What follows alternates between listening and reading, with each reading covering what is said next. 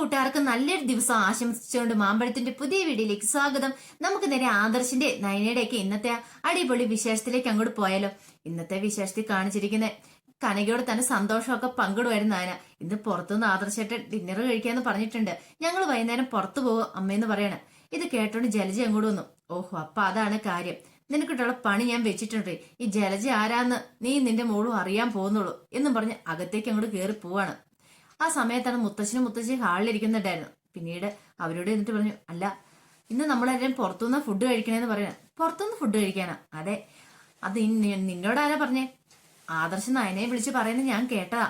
ഓഹോ, അപ്പൊ അങ്ങനെയാണോ? കൊള്ളാലോ, കുറെ നാളെ എല്ലാരും കൂടെ ഒരുമിച്ച് പുറത്തുനിന്ന് പോയി ഫുഡ് കഴിച്ചിട്ട്. അങ്ങനെ ആ ഒരു സന്തോഷത്തിലായിരുന്നു അവിടുന്ന്. എന്നാ പെട്ടെന്ന് പോയി റെഡിയാവും, ആദർശ് കുറച്ച് കഴിയുമ്പോൾ വരുമെന്നാ പറഞ്ഞെന്ന് പറയാണ്. പെട്ടെന്ന് അവർ രണ്ടുപേരും റെഡിയാനായിട്ട് അങ്ങോട്ട് അകത്തേക്ക് പോവാണ്. പിന്നീട് നേരെ ദേവേന്റെ അടുത്തേക്ക് ചെല്ലുന്നേ. ദേവേന്റെ അടുത്ത് എന്നിട്ട് ഈ കാര്യങ്ങളൊക്കെ പറയാണ്. അതെ, ഇന്ന് പുറത്തുനിന്ന് ഫുഡ് കഴിക്കുന്നത്. ഇത് കേട്ടപ്പോ ദേവേനെ ചോദിച്ചു, അല്ല ആദർശ് എന്നോടൊന്നും പറഞ്ഞല്ലോ. ആദർശ് പറയുന്നുള്ളായിരിക്കും. ഇനിയിപ്പം ഏട്ടത്തിയോട് പറയണ്ടെന്ന് ഇനിയിപ്പൊ അവള് പറഞ്ഞോന്നും അറിയത്തില്ല. എന്താണെങ്കിലും റെഡി ആയിക്കോളാൻ പറയണേ. നയനയോട് പറയുന്നത് ഞാൻ കേട്ടാന്ന് പറയാ. പക്ഷെ ഇതൊക്കെ കേട്ടിട്ടും ദേവേനിൽ ഒന്ന് അനക്കം ഉണ്ടായില്ല. ദേവേനെ ചിന്തിക്കുമായിരുന്നു, എന്തുകൊണ്ടായിരിക്കും തന്നോട് ഒരു വാക്ക് പോലും ആദർശ് പറയാത്ത? ഇത്രയും നാൾ അങ്ങനെയല്ലായിരുന്നു. എന്തെങ്കിലും ഉണ്ടെങ്കിൽ തന്നോടായിരുന്നു ആദ്യം പറയുന്നത്. ഇപ്പൊ അവളോട് വിളിച്ചു പറഞ്ഞിരിക്കുന്നു. അതൊക്കെ ഓർത്ത് ദേവേന്റെ ഉള്ളിൽ ഒരു വേദനയും ബുദ്ധിമുട്ടൊക്കെ ഉണ്ടാകുന്നുണ്ട്. തന്നെ തന്റെ മോൻ മൈൻഡ് ചെയ്യുന്നില്ലെന്നൊരു ചിന്തയാണ് ദേവേന്റെ ഉള്ളിലുണ്ടാകുന്നത്. പിന്നീട് നേരെ ജാനകിയുടെ അടുത്തേക്ക് ചെല്ലുവാണ്. ജാനകിയുടെ അടുത്ത് എന്നിട്ട് ഈ കാര്യങ്ങളൊക്കെ പറയാണ്. അപ്പൊ ജാനകി പറഞ്ഞു, അത് കൊള്ളാലോ, നല്ല കാര്യമാണല്ലോ പുറത്തുനിന്ന് ഫുഡ് കഴിക്കുന്നേ. എത്രയോ നാളെ പുറത്തുനിന്ന് പോയി ഫുഡ് കഴിച്ചിട്ട്. അപ്പൊ ഇന്ന് അടുക്കളയ്ക്ക് ഇന്ന് റെസ്റ്റ് ആയിരിക്കും എന്ന് പറയാണ്. എല്ലാരും കൂടി ആഘോഷമായിട്ട് ജോളിയായിട്ട് പുറത്തു പോയിട്ട് വരാം. ആ ഒരു സന്തോഷത്തിലായിരുന്നു ജാനകി. അങ്ങനെ എല്ലാരും കൂടെ റെഡിയാവാനായിട്ട് തുടങ്ങുകയാണ്. ഈ സമയത്ത് ഹാളിലേക്ക് കനക വന്നേ. കനക വന്നു കഴിഞ്ഞപ്പോഴത്തേനും മുത്തശ്ശി പറഞ്ഞ, അതെ പെട്ടെന്ന് പോയി റെഡി ആയിട്ട് വരാൻ പറയണേ. അല്ല എങ്ങോട്ട് പോവാനാ? ഇന്ന് നമ്മളെല്ലാരും പുറത്തുനിന്ന് ഫുഡ് കഴിക്കുന്നത് പറയും. പെട്ടെന്ന് കനയ്ക്കൊരു അന്താളിപ്പുണ്ടേ. ആദർശ് നയനയല്ലേ പോകുന്നു പറഞ്ഞേ. പിന്നെ ഇങ്ങനെ എന്തിനാ എല്ലാരും റെഡിയാവുന്നേ? ഇനിയിപ്പൊ നയനമോളെങ്ങാനും എല്ലാവരും റെഡിയാവാൻ പറഞ്ഞോ? ഇനി അതുകൊണ്ടാണോ? എന്റെ ഭഗവാനെ, ഇനിയിപ്പൊ നയനയല്ല പറഞ്ഞ തന്റെ തലയിൽ എങ്ങനെ കുറ്റം വരുവോ? താനാണ് എല്ലാവരോടും പറഞ്ഞെന്നുള്ള ഇനിയിപ്പൊ എന്ത് ചെയ്യുമെന്നൊരു ചിന്തയായിരുന്നു കനകയുടെ ഉള്ളില്. പെട്ടെന്ന് ജലജ പറഞ്ഞു, ഓ ഇവരാണോ? ഇവർക്ക് ഇനിയിപ്പൊ പുറത്തുനിന്ന് ഫുഡ് കഴിക്കാനുള്ള യോഗം കൂടെ കിട്ടിയേക്ക് ഇവിടെ വന്നോണ്ട്. അല്ലെങ്കിലും വലിയ വലിയ ഹോട്ടലൊന്നും പോയി ഇവർ ഫുഡ് കഴിച്ചിട്ടില്ലോ. എല്ലാ ഹോട്ടലിന്റെ മുന്നിൽ കൂടെ പോകുമ്പോ നോക്കുമായിരിക്കും അകത്തേക്ക്. പക്ഷെ കേറാനുള്ള യോഗം ഒന്നും കിട്ടിയിട്ടില്ല. അങ്ങനെ ആദ്യമായിട്ട് ആ യോഗം കിട്ടാൻ പോയില്ലേ, അതും ഇവിടെ വന്നതിന് ശേഷം. രണ്ട് പെമ്മക്കളെ കെട്ടിച്ചു വിട്ടിട്ടുണ്ടെങ്കിൽ എന്തൊക്കെ യോഗം ഓരോരുത്തർക്കും ഉണ്ടാകാൻ പോണെന്ന് പറയാം. ഇത് നവ്യ കേട്ടു. നവ്യക്ക് സഹിക്കും അത് കേട്ടത്. നവ്യ പറഞ്ഞു, അതെ ഞങ്ങൾ അത്രമാത്രം പിന്നെ പൈസക്ക് ബുദ്ധിമുട്ടിയിരിക്കുന്ന ആൾക്കാരൊന്നുമല്ല. ഞങ്ങളും ഹോട്ടലിലൊക്കെ കയറി കഴിച്ചിട്ടുണ്ട്. പിന്നെ നിങ്ങളെ പോലെ ജനിച്ചപ്പോ തന്നെ സ്വർണ്ണക്കരണ്ടിയായിട്ടൊന്നും വന്നതല്ല. ഞങ്ങൾ കഷ്ടപ്പാടും ബുദ്ധിമുട്ടുകളൊക്കെ അറിഞ്ഞു വളർന്ന. എങ്കിലും ഞങ്ങൾ ഇന്നുവരെ പട്ടിണി കിടക്കേണ്ട അവസ്ഥ വന്നിട്ടില്ല. അത്യാവശ്യം നല്ല ഫുഡ് തന്നെ ഞങ്ങളും കഴിച്ചേക്കുന്നേ. വലിയ ഹോട്ടലുകളൊക്കെ ഞങ്ങളും കേറിട്ടുണ്ടെന്ന് പറയാം. ജലജ കേറിട്ടുണ്ട്. അതിന്റെ തിണ്ണെ പോയി നോക്കാനേ പറ്റുള്ളൂ, അല്ലാതെ അകത്തേക്ക് വരാൻ പറ്റുമോന്ന് ചോദിക്കാണ്. ഇത് കേട്ടതിന് നവ്യക്ക് അങ്ങോട്ട് പെരുത്ത് കയറി. നവ്യ വീണ്ടും പറയാൻ വന്നപ്പോഴത്തേനും കനകി ഓടിച്ചെന്ന് പറഞ്ഞു, എന്താ മോളെ ഇത്? അവരെന്തേലും പറഞ്ഞു നോർത്തോണ്ട് അതിനിങ്ങനെ എതിര് പറയാൻ കൊള്ളാവെന്ന് ചോദിക്കണം. അമ്മ എന്ത് കേട്ട? അമ്മ കേട്ടില്ല അവര് പറയണെന്ന് ചോദിക്കണം. അവരെന്തെങ്കിലും പറയട്ടെ, അതിനൊപ്പം മോള് കിടന്ന് പറയേണ്ട വല്ല ആവശ്യമുണ്ടോ? മോളെ ഇവരിലെ മരുമോളാ. ആ ഒരു ചിന്ത വേണം. മൂത്തവരോട് സംസാരിക്കുമ്പോ അതിന് ബഹുമാനം കൊടുത്ത് സംസാരിക്കണം എന്ന് പറയാം. സമയം ജാനകി പറഞ്ഞു, നല്ലൊരു കാര്യത്തിന് പോകാനൊന്നും കണ്ടില്ലേ ഓരോന്നും പറഞ്ഞുകൊണ്ടിരിക്കുന്നു. ഈ ഏട്ടത്തിക്ക് ഇത് എന്തിനാ കേടാന്ന് ചോദിക്കുകയാണ്. അല്ലേലും ഇങ്ങനെയൊക്കെ തന്നെയാ. എന്ത് പറഞ്ഞാലും അവസാനം വന്നു കഴിയുമ്പോഴത്തേനും ഇവരാ ഒന്നെങ്കിൽ നയനയുടെ അല്ലെ നവ്യയുടെ അവരുടെ മുഖത്ത് കയറില്ല ഏട്ടത്തിക്ക് ഒരു സമാധാനം വരില്ല അല്ലേന്ന് ചോദിക്കണം. മുത്തശ്ശൻ പറഞ്ഞു, എല്ലാരും പോയി റെഡി ആയിട്ട് വാ. നല്ലൊരു കാര്യം നടക്കാൻ പോകുമ്പോഴത്തേനും അവന്റെ ഇടയ്ക്ക് എങ്ങനെ വഴക്കുണ്ടാക്കാന്നാ ഇവിടെ ഓരോരുത്തർ ചിന്തിച്ചുകൊണ്ടിരിക്കണമെന്ന് പറയണം. ജലജ അങ്ങോട്ട് ദേഷ്യപ്പെട്ട് അങ്ങോട്ട് കയറി പോവാണ്. ജലജ അങ്ങോട്ട് ദേഷ്യപ്പെട്ട് പോയി നിൽക്കുമ്പോഴത്തേനും അഭയ അങ്ങോട്ട് വരികയാണ്. അമ്മയ്ക്ക് എന്തിന്റെ സുഖമായിരുന്നു അമ്മേ? അമ്മ എന്തിനാ ഹാള് വെച്ച് അങ്ങനെയൊക്കെ പറഞ്ഞെന്ന് ചോദിക്കുകയാണ്. എന്ത് പറഞ്ഞു? അല്ല അവളുടെ അമ്മയോട് അങ്ങനെയൊക്കെ പറയേണ്ട കാര്യം ഉണ്ടായിരുന്നു നവ്യയുടെ. ഓ അതാണോ കാര്യം? എനിക്ക് ആകെപ്പാടെ പെരുത്തിയാൻ നിൽക്കുക. ആ നവ്യക്ക് ആ ജ്യൂസ് കലക്കി കൊടുത്തിട്ട് ഇതുവരെ ആയിട്ട് ഒരു പ്രതികരണം ഉണ്ടായിട്ടില്ല. എടാ അതിന് വീര്യവെള്ളം വരുന്നല്ലാരും ചോദിക്കുക. അതെങ്ങനെ എനിക്കറിയാൻ പറ്റും? അമ്മയല്ലേ ഇത് ചേർത്തെന്ന് ചോദിക്കണം. എടാ അന്ന് അത് കുടിച്ചു കഴിയുമ്പോൾ അവൾക്ക് എന്തെങ്കിലും ഒരു സിംറ്റംസ് ഉണ്ടാണ്ടല്ലേ? ഇത് ഛർദിയില്ല, വയറുവേനയില്ല, ഒന്നുമില്ല. നീ സമയമാണെന്നുള്ളല്ലേ അമ്മയെന്ന് ചോദിക്കണം. ശരിയാ, 1 മണിക്കൂറിനുള്ളില്. പക്ഷേ അമ്മ ഒരു പ്രശ്നമുണ്ട്. ഇപ്പൊ ഈ പുറത്ത് പോണോ? പുറത്ത് പോയിട്ടുണ്ടെങ്കിൽ അവൾക്ക് ഇങ്ങനെ അസുഖങ്ങളൊക്കെ ഉണ്ടായി കഴിയുമ്പോൾ ആകെപ്പാടെ പെട്ടുപോയില്ലെന്ന് ചോദിക്കാണ്. പെട്ടെന്ന് ജലജ പറഞ്ഞു, അതൊന്നും ഓർത്ത് നീ പേടിക്കണ്ട, ഈ സമയം ഏറ്റവും നല്ല സമയം. പുറത്ത് പോയി കഴിയുവാണെങ്കിൽ ഇനിയിപ്പം നമ്മൾ എന്തായാലും കൊടുത്തിട്ട് എന്ന് പറയത്തില്ലോ, പുറത്തെ ഫുഡ് കഴിച്ചിട്ട് ഛർദി ഉണ്ടായതാണോ അങ്ങനെയൊക്കെ പറയാം. പിന്നെ അവൾക്ക് ഈ ഛർദിയും കാര്യങ്ങളൊക്കെ ഉണ്ടാകുന്ന സമയത്ത് ഒരു കാരണവശാലും ബാക്കിയുള്ളവർ അറിയരുത്. അവളെ അവിടെ നൈസായിട്ട് നീ കൂട്ടിക്കൊണ്ട് പോകണം, നിന്റെ ഒപ്പം ഞാനും വന്നോളാം, ഡോക്ടറോട് വിളിച്ച് കാര്യങ്ങളൊക്കെ പറഞ്ഞോളാന്ന് പറയാ. ഇനി ബാക്കി ആരെങ്കിലും അറിഞ്ഞിട്ടുണ്ടെങ്കിൽ, നയനയോ ആദർശ ആരിലും അറിഞ്ഞിട്ടുണ്ടെങ്കിൽ അത് നമുക്ക് ദോഷം ചെയ്യുന്നു പറയണം. അതൊന്നും ഓർത്ത് അമ്മ വിഷമിക്കണ്ടെന്ന് പറയാണ്. ഒരു മണിക്കൂറിനുള്ളിൽ അവൾക്ക് പെയിനൊക്കെ തോന്നി തുടങ്ങുമെന്ന് പറയാണ്. അങ്ങനെ ആ സന്തോഷത്തിലായിരുന്നു അബിയും നവ്യയും കൂടെ. പിന്നീട് കാണിക്കുന്ന നവ്യ ഇങ്ങനെ ആകെപ്പാടെ സങ്കടപ്പെട്ട് ബുദ്ധിമുട്ടി ഇരിക്കുകയായിരുന്നു. അപ്പം നവ്യയുടെ അടുത്തേക്ക് കനക വരുന്നുണ്ട്. കനക വന്നിട്ട്, എന്താ മോളെ, എന്താ ഇങ്ങനെ ഇരിക്കണേ? അപ്പൊ പറഞ്ഞു, ഒന്നുമില്ലമ്മേന്ന് പറയണം. എനിക്ക് മനസ്സിലായി നിന്റെ വിഷമം എന്താന്ന്.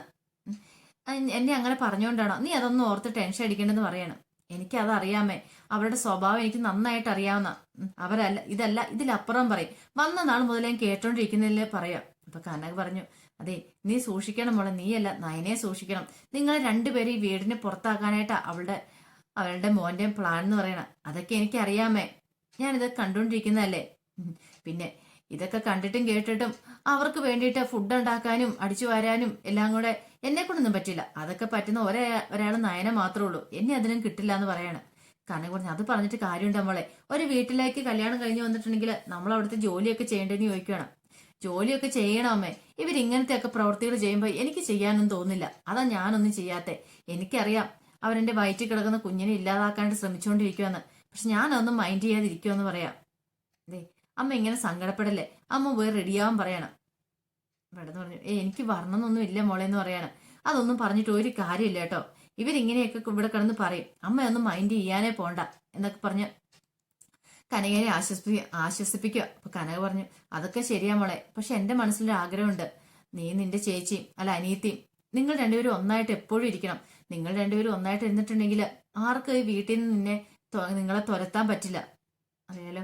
പക്ഷെ എപ്പം നോക്കിയാലും നിനക്ക് അവളോട് ഒരു ദേഷ്യമുള്ള മോളെ, അതെന്താ അങ്ങനെയെന്ന് ചോദിക്കുകയാണ്. അതമ്മേ നീ ഒന്നും പറയണ്ട, എനിക്കറിയാം എന്താന്നുള്ളേ. അവൾ എപ്പോഴും എവിടെ നോക്കിയാലും അവൾ ആളാവാനും ശ്രമിക്കുന്നമ്മേ, എനിക്ക് അങ്ങനെയൊന്നും ആവാൻ പറ്റില്ലെന്ന് അമ്മയ്ക്കറിയാലോ. അവൾ ആളാകാൻ ശ്രമിക്കുന്നതാണോ നബിയെ? അവളുടെ ജോലികളൊക്കെ ചെയ്യുന്നല്ലേ, അവള് നല്ല കാര്യം ചെയ്യുന്നോണ്ടല്ലേ അവളെ എല്ലാവരും സ്നേഹിക്കുന്നേ. നീ അതുപോലെ ഒന്ന് ചെയ്തു നോക്ക്. ഒന്നുമല്ല, നിന്റെ അനിയത്തിയല്ലേ അവള്, ആ ഒരു പരിഗണനെങ്കിലും അവൾക്ക് കൊടുക്ക്. നീ ഒരു ശത്രുവിനെ പോലെ അവളെ കാണുന്നെന്ന് പറയാം. ഇനി അങ്ങനെയൊന്നും ഉണ്ടാവില്ലമ്മേന്ന് പറയാണ്. ഉണ്ടായില്ലേ നിനക്ക് കൊള്ളാം, അറിയാലോ. ഇല്ലെങ്കിൽ രണ്ടുപേരെ ഈ വീട്ടിൽ നിന്ന് മിക്കവാറും തുരത്തും. അവരതുവേണ്ട പ്ലാനുകളൊക്കെ നടത്തുന്നുണ്ട്, നിന്റെ അമ്മായിമ്മേ നിന്റെ ഭർത്താവെന്ന് പറയാണ്.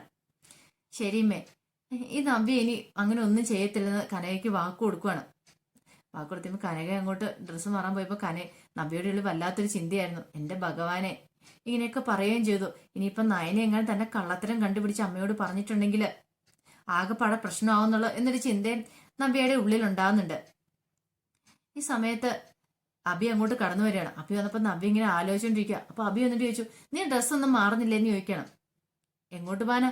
അല്ല പുറത്ത് ലഞ്ചല്ല സോറി ഡിന്നർ കഴിക്കാനായിട്ട്. പിന്നെ ഡ്രസ്സ് ചേഞ്ച് ചെയ്ത് ഒരിടത്തേക്ക് ഞാൻ വരുന്നില്ലെന്ന് പറയണം. അതെന്താ അങ്ങനെ ഇപ്പൊ പറയാനായിട്ട്? പിന്നെ എന്തൊക്കെയാ നിങ്ങളുടെ അമ്മ എന്റെ അമ്മയോട് പറഞ്ഞ് അങ്ങനെയൊക്കെയാണോ പറയുന്നത്? ഞങ്ങൾ ഇച്ചിരി പൈസക്ക് ഇച്ചിരി കുറവുണ്ട് എന്നും പറഞ്ഞുകൊണ്ട് എല്ലാവരുടെയും മുന്നേ വെച്ച് ഇങ്ങനെ നാണം കെടുത്തുവാണ് ചെയ്യേണ്ടത്. അതുകൊണ്ട് ഞാൻ ഒരിടത്തേക്കും വരുന്നില്ല. നിങ്ങൾ വലിയ VIP-കള്, നിങ്ങൾ പോയി എന്ത് വേണം കുടിക്കോ കഴിക്കോ എന്ത് വേണം ചെയ്തിട്ട് പോരെ, എന്നെ എന്റെ അമ്മേനെ ഒന്നും ഇതിനകത്ത് ഉൾപ്പെടുത്തണമെന്ന് പറയാം. അതെങ്ങനെയാ നവ്യ ശരിയാന്നേ? നീ റെഡിയാവോ? അമ്മയുടെ സ്വഭാവം അറിയാലോ, അമ്മ ഇങ്ങനെ ഇടയ്ക്ക് പറയുന്നതെന്ന്. അത് അത്ര കാര്യമായിട്ട് എടുക്കാണ്ടോന്ന് ചോദിക്കണം. അതെ, പുറത്തുനിന്ന് നല്ല ഡിന്നറാ കിട്ടാൻ പോകുന്നത്, വലിയ ഹോട്ടൽ 5 സ്റ്റാർ ഹോട്ടലാ, അവിടെ കയറിയാൽ നമ്മൾ ഡിന്നർ കഴിക്കുന്നത് എന്നും പറഞ്ഞിട്ട് പോയി ഡ്രോ തുറന്നിട്ട് അതിനകത്ത് മാച്ചിങ് ആയിട്ടുള്ള 2 ഡ്രസ്സ് എടുക്കുവാണ്. ഒന്ന് നവ്യയുടെ ഒന്ന് അബിയുടെ. എന്നിട്ട് നിങ്ങൾ നോക്കിയേ, നമുക്കൊണ്ട് ഒരേപോലത്തെ ഡ്രസ്സൊക്കെ ഇട്ടുകൊണ്ട് വേണം പോകാനെന്ന് പറയണം. അപ്പൊ നവ്യ ഞാൻ എങ്ങോട്ടും ഇല്ലെന്ന് പറയാം. എന്നാ ശരി ഞാനും പോകുന്നില്ലെന്ന് പറഞ്ഞ് ആ ബെഡിലേക്ക് അങ്ങോട്ട് കയറി ഇരിക്കുക. ഇത് കണ്ടപ്പോ നവ്യക്ക് ഒരു മനസ്സലിവ്. നവ്യ പറഞ്ഞു, എന്നാ ശരി നമുക്ക് പോയേക്കാന്ന് പറയണേ. വേണ്ട, നിനക്ക് ഇഷ്ടമില്ലേ പോകണ്ടെന്ന് പറയണേ. അത് അബി നിനക്കറിയാലോ, എന്റെ അമ്മേനെ പറഞ്ഞ് എനിക്ക് വല്ലാത്ത സങ്കടമാവും. അതുകൊണ്ടല്ലേ, അതും പോരാത്തേന് നിനക്കിപ്പോ പണ്ടത്തെ പോലെ ഒന്നുമല്ല, എന്നോടൊരു തരുമ്പ് പോലും സ്നേഹമില്ല. സ്നേഹമില്ലാഞ്ഞിട്ടാണോ ഞാൻ ഇങ്ങനെയൊക്കെ നിന്നെ കൂട്ടിക്കൊണ്ട് പോണെന്ന് ചോദിക്കണം. പിന്നെ കൂട്ടിക്കൊണ്ട് പോന്നു. ഇതിപ്പം ആദർശേട്ടൻ വിളിച്ച് പറഞ്ഞുകൊണ്ടല്ലേ ഇങ്ങനെ ഡിന്നറിന് പോകുന്നത്, അല്ല നീയായിട്ട് കൊണ്ടുപോയിട്ടുണ്ടോ എന്ന് ചോദിക്കണം.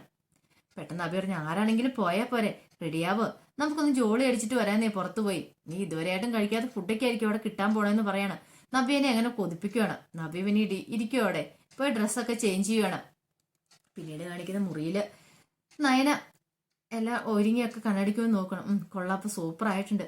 പക്ഷെ പുറത്തേക്ക് ഇറങ്ങി ചിലപ്പോൾ എന്ത് മറുപടി പറയാം അവരോട്, എങ്ങോട്ടാ പോണെന്ന് ചോദിച്ചാൽ എന്താ പറയുന്നേ, അതൊക്കെ ഓർത്തിട്ട് നയനിക്കൊരു വല്ലാത്തൊരു വിഷമം, കള്ളത്തരം പറയേണ്ടി വരും. പക്ഷെ അമ്മയുടെ മുന്നിൽ ചെന്നിട്ട് എങ്ങനെ കള്ളത്തരം പറയും, അതൊക്കെ ഓർത്ത് കഴിഞ്ഞപ്പോഴത്തേനും നയനയ്ക്ക് എന്താ നടത്തില്ല. എന്തായാലും രണ്ടും കൽപ്പിച്ച് നയന് താഴേക്ക് ഇറങ്ങി വരുവാണ്. ഈ സമയത്ത് എല്ലാവരും റെഡിയായി താഴെ നിൽക്കുന്നുണ്ടായിരുന്നു. അപ്പം ആദർശിന്റെ അച്ഛൻ അനിയുടെ അച്ഛനോട് വിളിച്ചു, അല്ലേ നീ റെഡിയായി എത്തിയോന്നൊക്കെ ചോദിക്കുന്നുണ്ട്. ഇപ്പൊ തന്നെ എത്തു കേട്ടാന്നൊക്കെ പറയണം. ശരി ശരി, ഇപ്പൊ തന്നെ ആദർശ് വരും, ഞങ്ങളെല്ലാം റെഡി ആയിട്ടിരിക്കുക, ആദർശിന് വേണ്ടി വെയിറ്റിംഗ് ആന്ന് പറയണം. അങ്ങനെ സംസാരിച്ചുകൊണ്ടിരിക്കുന്ന സമയത്ത് നയനെ അങ്ങോട്ട് ഇറങ്ങി. നയനെ വന്ന് നോക്കിയപ്പോ എല്ലാവരും റെഡി ആയിട്ടുണ്ട്. ഇതെന്താ പോലും എല്ലാവരും റെഡി ആയിട്ടിരിക്കുന്നത്. നയനെ കണ്ടപടി മുത്തശ്ശി വെച്ചു, കൊള്ളാലോ സൂപ്പർ ആയിട്ടുണ്ട് എന്റെ മോള്, എന്ത് ഭംഗിയെന്ന് എന്റെ മോളെ കാണാനായിട്ട്, ഇന്ന് കുറച്ച് സൗന്ദര്യം കൂടെ മോൾക്ക് ഇരട്ടിച്ചിട്ടുണ്ടെന്ന് പറയാം. ജാനിക്ക് പറഞ്ഞു എങ്ങനെ സൗന്ദര്യം ഇരട്ടിക്കാതിരിക്കും, പുറത്തുനിന്നല്ല ഡിന്നർ കഴിക്കുന്നേ, അതിന്റെ സന്തോഷത്തിലാന്ന് പറയാണ്. ഇതെങ്ങനെ എല്ലാരും പറഞ്ഞു ഞാൻ പുറത്തുനിന്നാ ഡിന്നർ കഴിക്കുന്നെന്നുള്ള കാര്യം. ഓഹോ, അപ്പം ഒന്നെങ്കിൽ അമ്മ പറഞ്ഞായിരിക്കും താനും ആദർശേട്ടനും കൂടെ പുറത്തു പോകാന്നുള്ള കാര്യം. ഇനിയിപ്പോ ആദർശേന്റെ അമ്മയ്ക്ക് എന്തെങ്കിലും വിഷമം ഉണ്ടാവുമോ, അങ്ങനെയൊക്കെ ചിന്തിച്ചുകൊണ്ട് നിൽക്കുമ്പോഴത്തേനും ദേവേനി പറഞ്ഞു, അല്ല ആദർശിതായിട്ട് വന്നില്ലോ എന്ന് ചോദിക്കുകയാണ്. നമ്മൾ എത്ര സമയം റെഡി ആയിട്ട് നിൽക്കുന്നതെന്ന്. ഇവരും കൂടെ വരുന്നുണ്ടോ പെട്ടെന്ന് ചോദിച്ചു. അല്ല എല്ലാരും വരുന്നുണ്ടോ എന്ന് ചോദിക്കും ഡിന്നറിന്. അപ്പൊ മുത്തശ്ശി ചോദിച്ചു, അതെന്താ മോളെ നീ അങ്ങനെ ചോദിച്ചേ, ഞങ്ങൾ വരുന്നുണ്ടോ, നിനക്ക് എന്തെങ്കിലും പ്രശ്നമുണ്ടോ എന്ന് ചോദിക്കുകയാണ്. അങ്ങനെയൊന്നുമില്ല മുത്തശ്ശി, എല്ലാരും വരുന്ന നല്ല കാര്യമല്ലേ, എല്ലാവരുമായിട്ട് പുറത്തു പോയി ഫുഡ് കഴിക്കാന്ന് പറഞ്ഞിട്ടുണ്ടെങ്കിൽ പെട്ടെന്ന് നയനെ പ്ലേറ്റും കൂടെ മാറ്റുവാണ്. നയനയ്ക്ക് മനസ്സിലായി ഇവരെല്ലാരും ഫുഡ് കഴിക്കാൻ പോകാൻ റെഡി ആയിട്ട് ഇരിക്കുവന്ന്. അങ്ങനെ സംസാരിച്ചുകൊണ്ടിരിക്കുന്ന സമയത്താണ് ആദർശ് അങ്ങോട്ട് വരുന്നത്. ആദർശ് വന്ന് നോക്കുമ്പോഴത്തേനും എല്ലാരും പുറത്തു പോകാൻ റെഡി ആയിട്ടിരിക്കുവാണ്. അപ്പൊ ആദർശ് ഇതെന്താ എല്ലാരും ഉണ്ടല്ലോ എന്ന്. പെട്ടെന്ന് ആദർശ് നയനെ നോക്കി, നയനെ ഒന്നും മിണ്ടാതെ നിൽക്കുവാണ്.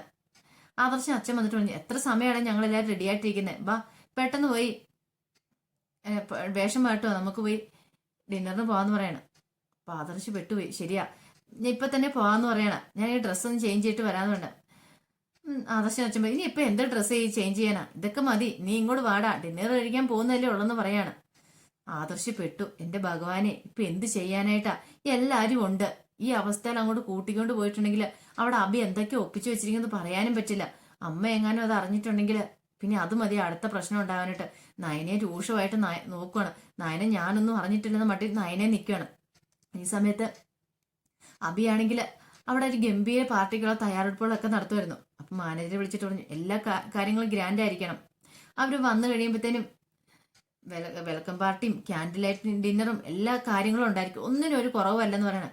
ഒന്നിനും ഒരു കുറവില്ല സാർ, സാറൊന്ന് പറഞ്ഞാൽ മാത്രം മതി എന്ന് പറയാം. പിന്നെ മ്യൂസിക്കും അങ്ങനെയുള്ള സംഗതികളെല്ലാം വേണമെന്ന് പറയാം. ശരി ശരി എന്ന് പറയണം. അപ്പൊ അബിക്ക് സന്തോഷമായി. ഇന്ന് ആദർശേട്ടൻ ഏട്ടത്തെയും വരുമ്പോൾ ഞെട്ടണം ഈ കാഴ്ചകളൊക്കെ ഉണ്ട്, അങ്ങനെ ചിന്തിച്ചുകൊണ്ടിരിക്കുകയാണ്. പിന്നീട് കാണിക്കുന്ന ആദർശന് ദേഷ്യ സങ്കടം സഹിക്കാൻ പറ്റുന്നുണ്ടായിരുന്നില്ല. ഇവളോട് മാത്രം പറഞ്ഞിട്ട് ഇവിടെ എല്ലാവരോടും പറഞ്ഞിരിക്കുന്നു. ഇനിയിപ്പം നോക്കി നിന്നിട്ട് കാര്യമില്ല, പോകാൻ ഓർത്തോണ്ട് നേരെ ആദർശ പുറത്തേക്ക് ഇറങ്ങി പോവാണ്. ആ കൂടെ തന്നെ നയനി അങ്ങോട്ട് ഇറങ്ങി ചെല്ലുവാണ്. അപ്പൊ നയനി ഇറങ്ങി ചെല്ലുമ്പോൾ ആദർശ നയനെ രൂക്ഷമായിട്ടൊന്ന് നോക്കുവാണ്.